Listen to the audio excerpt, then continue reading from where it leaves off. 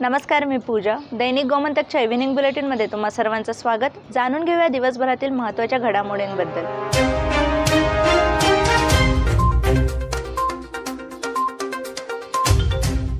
राज्यात अवकाळी पावसामुळे संसर्गजन्य आजाराचे प्रमाण वाढत चालले आहे. त्यामुळे सर्दी, खोकला आणि तापाचा प्रादुर्भाव वाढत आहे. पावसाच्या साठणाऱ्या पाण्यामुळे डासांचा प्रादुर्भाव वाढत असल्याचेही आजार वाढत असल्याचे डॉक्टरांचे म्हणणे आहे. मडगाव नगरपालिकेच्या कर्मचाऱ्यांनी सणासुदीला बोनस न मिळाल्याने कामावर बहिष्कार टाकला आहे आणि मुख्यमंत्री प्रमोद सावंत यांच्या विरोधात घोषणाबाजी केली. सणासुदीच्या दिवसात बोनस मिळायला हवा आणि जोवर ही मागणी पूर्ण होत नाही तोवर संपावर जाण्याचा निर्णय मडगाव पालिका कर्मचारी संघटनेने घेतला आहे. कर्मचारी संघटनेच्या शिष्टमंडळाने बुधवारी मडगाव नगर परिषदेत मुख्याधिकारी ॲग्नोला फर्नांडिस यांच्याशी घेतलेल्या बैठकीत हा निर्णय झाला आहे. स्वर्गीय मनोहर पर्रीकर यांचे पुत्र उत्पल पर्रीकर यांचा आज वाढदिवस आहे.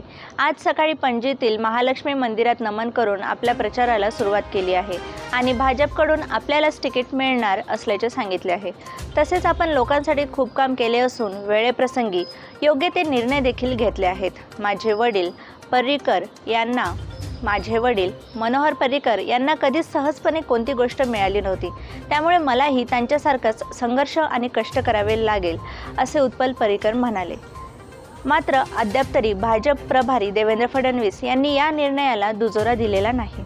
फोंडा उपनगर अध्यक्षपदी जया सावंत यांची निवड झाली आहे आणि मगो गोवा फॉरवर्ड समर्थक जया सावंत यांना 9 तर प्रतिस्पर्धी भाजप समर्थक अर्चना नाईक डांगी यांना 6 मते पडली आहेत. खरीप भात पीक घेतल्यानंतर डिचोलीतील पिळगाव भागात आता वायांगण शेतीची लगबग सुरू झाली आहे. सध्या पिळगावात शेतजमिनीची मशागत सुरू असून शेतकऱ्यांनी पेरलेला तरवाही रुजून वर आला आहे.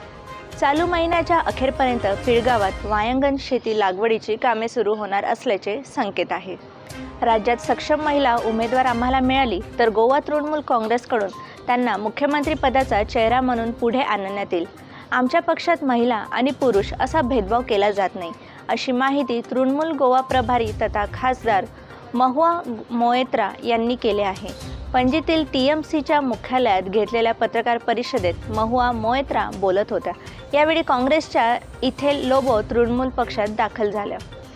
राज्याचे पोलीस महासंचालक मुकेश कुमार मीना यांची दिल्लीमध्ये बदली करण्यात आली असून त्यांच्या जागी 1995 मध्ये ॲग्मूट केडरचे IPS अधिकारी इंद्रदेव शुक्ला यांची वर्णी लावली आहे. हा बदलीचा आदेश आज गृह मंत्रालयाने काढला. नवे पोलीस महासंचालक इंद्रदेव शुक्ला हे गोव्यात अनेक वर्ष होते. 1995 मध्ये त्यांची राज्यात पोलीस उपअधीक्षकपदी नेमणूक झाली होती.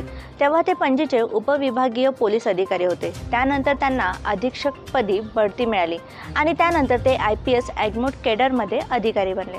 तर या होत्या दिवसभरातील महत्त्वाच्या घडामोडी.